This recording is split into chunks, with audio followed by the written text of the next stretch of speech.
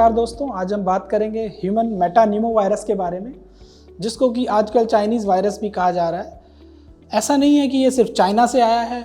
Human मेटानिमो virus के infection जो है हर साल होते हैं और जनरली जो सीज़न होता है जिसमें ये होता है वो जनवरी से मार्च के मंथ्स में ये इन्फेक्शन कॉमनली होता है।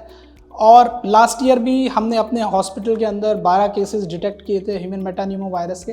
तो अलग अलग स्पेक्ट्रम के पेशेंट्स में अलग अलग तरीके से प्रेजेंटेशन हो सकती है। सबसे पहले बच्चे आते हैं जो कि 5 साल से कम उम्र के हैं।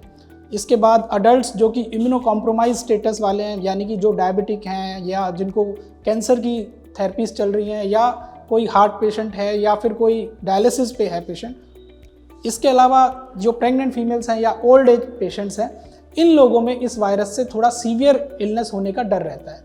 नॉर्मली जब इस वायरल का इन्फेक्शन होता है तो खांसी आना, जुकाम होना, गले में खराश रहना, सांस फूलना, ये कुछ कॉमन सिम्टम्स होते हैं जो कि हो सकते हैं। लेकिन यदि पेशेंट इम्यूनो कॉम्प्रोमाइज्ड है या हाई रिस्क ग्रुप है तो ऐसे लोगों को ज़्यादा प्रिकॉशन लेने होते हैं, क्योंकि इनके अंदर सांस लेने की तकलीफ हो सकती है।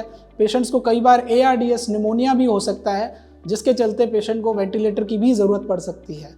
तो ऐसे में प्रिकॉशन सबसे ज़्यादा ज़रूरी होते हैं। प्रिकॉशंस में सबसे पहला प्रिकॉशन है कि मास्क का इस्तेमाल रेगुलर करना चाहिए। जब भी आप बाहर कहीं जा रहे हैं मास्क का इस्तेमाल ज़रूर कीजिए। N95 मास्क प्रेफरेबली यूज़ किया जाता है।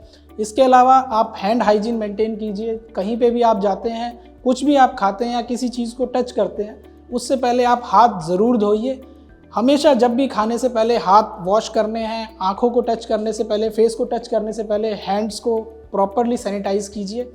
सेकंड, अगर आप खांसते हैं या छींकते हैं तो माउथ को हमेशा कवर करके जो है खांसना है या छींकना है, ताकि ये एरोसोल पार्टिकल्स के थ्रू बाकी लोगों को स्प्रेड ना हो सके। तो अगर आप इन सारे सिम्टम्स को पहचान कर इन हाई रिस्क कैटेगरीज को कैटेगराइज करके यदि सतर्क रहते हैं और जल्दी अपने डॉक्टर से परामर्श लेते हैं तो आप सीवियर डिजीज़ होने से बच सकते हैं और इससे काफ़ी सारी जानें भी बचा सकते हैं। धन्यवाद।